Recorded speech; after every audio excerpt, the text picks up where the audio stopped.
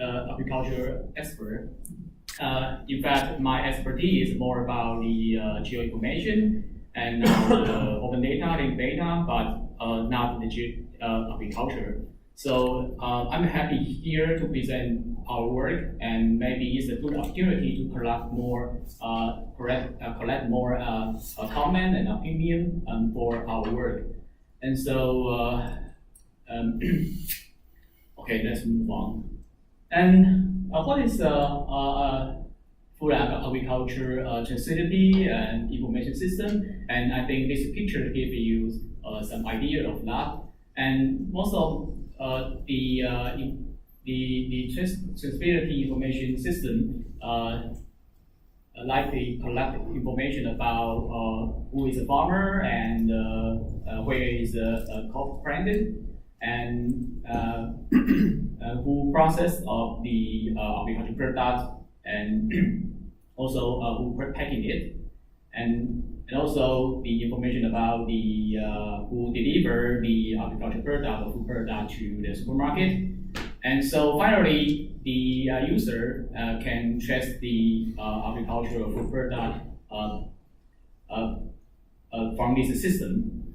And actually, it's very easy if you go to, for example, in Taiwan, you go to the supermarket, and then you saw the sticker, and they have a QR code, and you use the smartphone and scan the QR code, and they will tell you everything about this agricultural product. And this is the information about this organic product.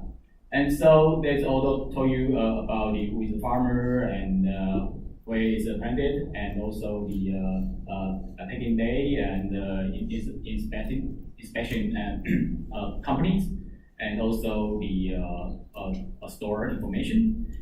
And those information is and released as open data in Taiwan Open Data Portal. If you click on this link, you can get the data, and this is released under the Creative Commons attribution license. And so actually they have three kinds of format. It's not very clear. It's a JSON and CSV and XML. And let's go to look at the JSON format of this data. And actually, this data every records, including 17 elements, including the product name and the organization ID, producer, place, farmer name, tag date, certification name, and very date, and the store information, trace code, Landsat number, actually it's the cadastral number, and parent transcode, and the transcode is an operational detail, resume detail, process detail, and the certificate detail. And this is for for each record or TAP record, they have their information. And this data set actually starts on the 2015, and they almost update every day, because every day have a new records, so they update the records. And but yeah, not for the weekend. Weekend is not work, so now update. Yeah. And so right now, they are over 615,000 records. I think over number, and they are about the 30% the farmer join the system, but you will maybe wondering why it's only 30%. That's because when you want to join the system, you have to pay some fee for the installation. So not everyone want to join that, because you have to pay them. And so right now only 30%, but the government try to promote this idea. So hopefully the number will be increased. And yeah, the open data is quite good, but since you open the data, who use it, and then what's next? And if you just open data, it's just lie on the open data portal, and this data still nothing. And we're looking at the high value data. What is the high value data? As the data should be like the equal information that can flow in among the different stakeholders, and that the data will be a variable. And so when we're talking about the variable data, it should be like this one. It's a flow. They can flow in. I just borrowed the picture from the internet, and to present my idea that if we say variable data should be like foreign data. And so the questions come up is how can we reuse the EAB data, and how can we make the EAB data more shareable, and how can we add value into the EAB data? So that's a question. So I think open data is answer the question, because by use that you can answer the question in previous slide. And I will not go into detail talking about what is the linked data, because there is an expert here and I don't need to talk more about that. I just give the idea. I'm going to talk about how can I make this data to the linked data. And so first of all, you want to try to make open data to linked data. You have to suffer a lot of work to process the data, and this is my experience. And first of all, you can see very key information is this is a trace code number. The trace code number actually is ID of the records, and everything use this ID. You can check all of the information from this ID. And the next is about the code name. The code name is quite troublesome. We actually don't have the standardized code name list in Taiwan, and so the problem is every system have to use their different code name, and this will be very big problem because the information cannot exchange. And so what I do is exchange the code name from the product name, and like this one you see the product name actually have 3 code names inside. It's a very funny thing. And since I want to extract the code name from the product name, so I need to do something of dictionary to do the natural language process. And I just say we don't have a standardized code name list, so I use the Autobot. The Autobot have some code name. The Chinese code name is useful, but the problem is it don't have a vernacular code name, and so we have to build up some natural language process rule to detect what is the code name embedded the product name. And so this is the issue, and also we deal with that. And the next one is store name handling, and you can see this store information is quite long. Actually, they put a lot of information in that. You don't understand this is Chinese character. Okay, this information is including a lot of different kind of store, including the wholesaler and convenience store, and also the supermarket. And for the linked data application, you cannot say this information is a good quality. It's a really bad quality of that, because we need the very crisp entity for the interlinkaging. So if you see this information is very ambiguity, so you see this phrase, I put it here. This phrase is talking about the one of the supermarket, but what they say is cover the 226 branches of this supermarket in entire Taiwan. So this is very ambiguous information for build up the linked data application. So they have to build up the rule to point make the product name to make the TAP record to the individual store. So we also developed some natural language process to recognize this phrase and to point to each of a store. So this phrase would be have been totally changed to the our link open data set. And next one is also a very interesting thing is this about the font length. And the length set number here is actually the cadastral code. And this is the cadastral code in Taiwan. And from the cadastral code, we can translate to the longitude, latitude, the geo coordinates. And so what we need is also the tool to translate that. And the interesting thing is a government have this service, but they cannot allow you to do a lot of the translation. And so we have a very good CVTech hacker to hack the cadastral service, and so they get all the data.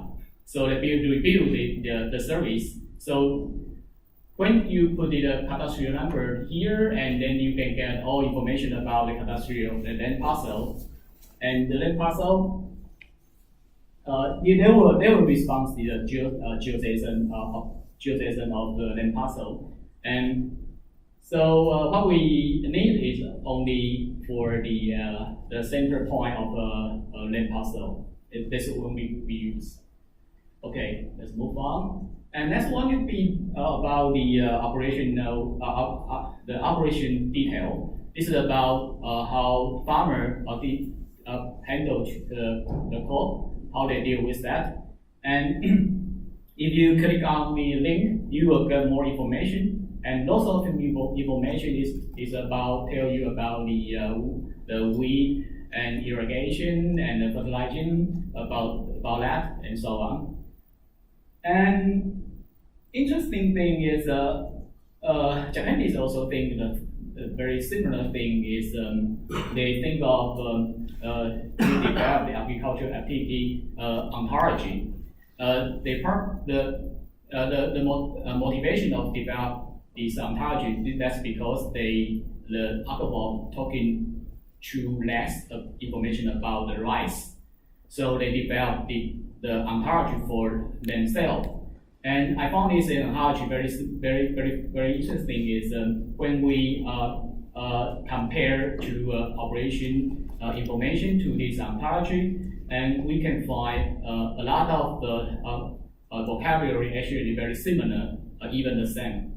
And in my very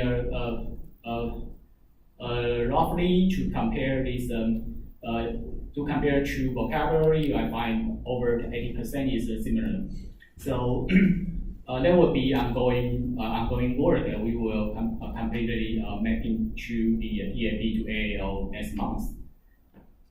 And besides of the store information, and we also have a restaurant, and more restaurants, they use the TAP for their dishes, and they want to promote this idea, and not idea promote their restaurant. They use a very good food, good agricultural product. So so several websites start to collect this information about restaurant. So they have two websites collect this information. This is one of them use collect information of that, and you can see. Sorry, this is Chinese. And this is the restaurant, and this is dishes of the restaurant. And this is the first website, and they have a second website like this one. And this is a website, it's not data, right? So we need to develop a tool with a web crawler to collect all the data, restaurant data.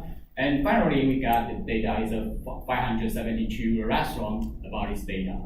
Okay, we'll review the data again. And we already been talking about how to deal with data, and now we know we have a farmer, we have an organization, we have a restaurant, store, and so that when you want to transfer to the data to the RDF, all you need is ontology, right? And so you have to build up the ontology, and this ontology is actually very simple, and we roughly is including 3 parts. The first part is putting 1.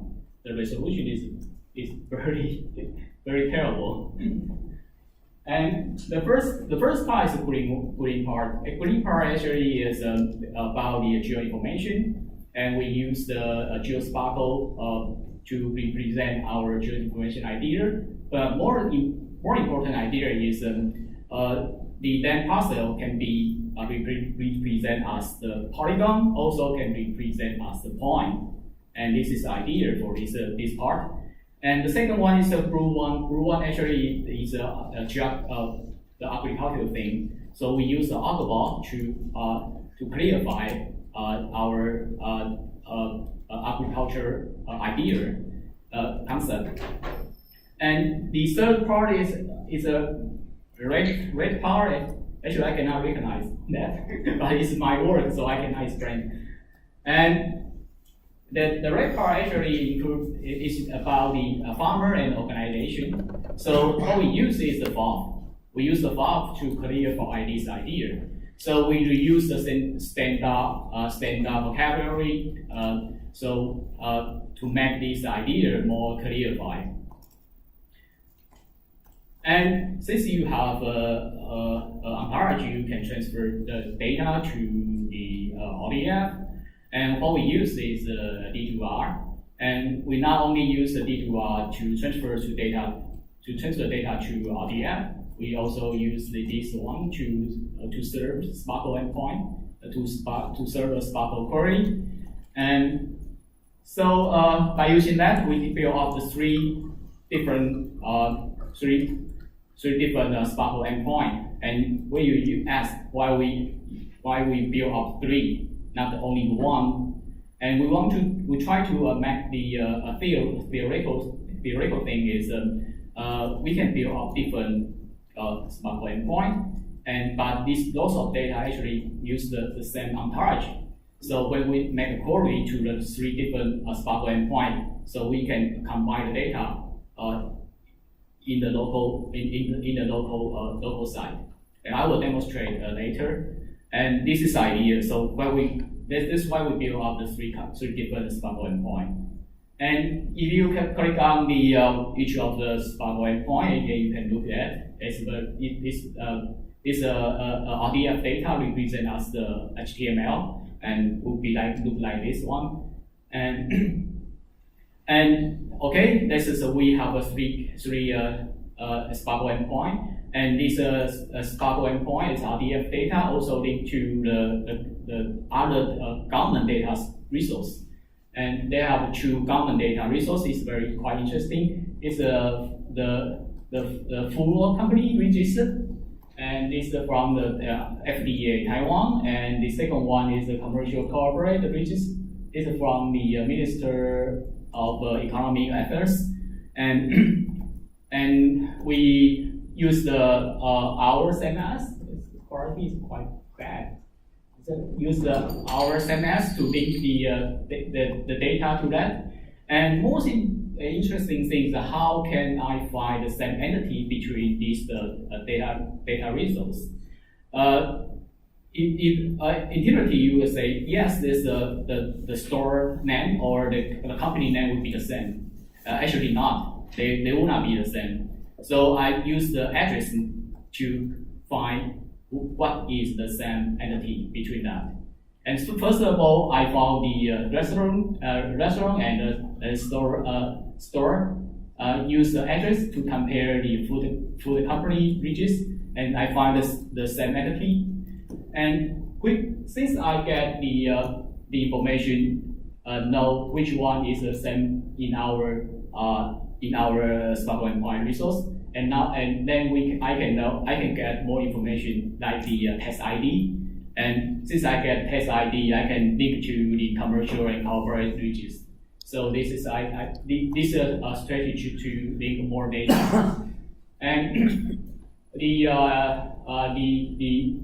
parcel then parcel API I already mentioned that, and Access API also the open API in Taiwan. And so let's move on. We have the three Sparkle endpoint, and then we can build up the front end application by the RDF library and to implement the Sparkle Federal Query. And by the way, I want to tell you about the agricultural product price. And in the previous process, I say we don't have a code name list. So, and I make the code name list and to link with the wholesaler market. And so I can get the price from the web service of the wholesale market. And so we can get all information on the web. And since this information can be done with the RDF library, so we're looking at the a very simple way to use this linked data resource. So the idea is like this. One is iCook is a recipe website, and when the people look at the recipe website and to see which dishes they want to know, and they look at the ingredients, and so they can tell you these ingredients and where they planted and where you can buy and where you can eat. And the idea is very similar, but the more important thing is this is talking about a semantic web. So by the way, is the Sparkle Federal Query actually is WCC standard, and that's what I want to mention about the recipe website. And I think the more and more recipe website use the Sparkle use the schema.org vocabulary. Sorry. And if you also use the OpenLink sniff, you can see they use the ingredients information like this.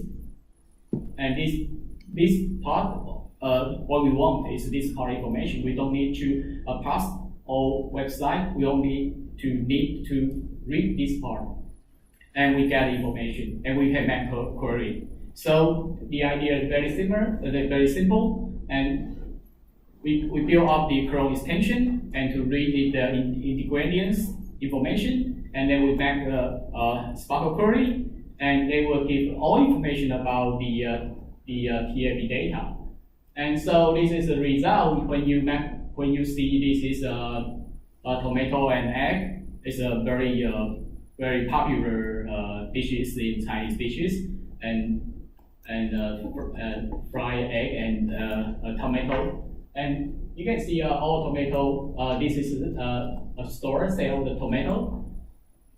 Okay, and you also can see this restaurant. They also have this tomato. And yeah, I just mentioned about the covenant. We mentioned standardized covenant, so we can check the price of this code. And so we also make some recommendation if this the year of this code is quite large and is much larger than the year average. So that means this is a seasoned food or seasoned vegetable, so you can eat it. So the price will be very low and something like that. And so we have some index for this code. This agricultural product also. And so of course you can check all TAP information, the detailed information from our Chrome extensions.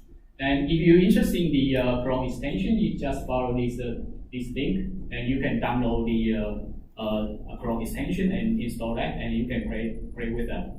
And they have some live demo, and you can see how this Chrome extension can work. And actually, I don't have a conclusion, and this is actually the experience, and I'm happy with the collect more opinions and comments from all of you. Thank you.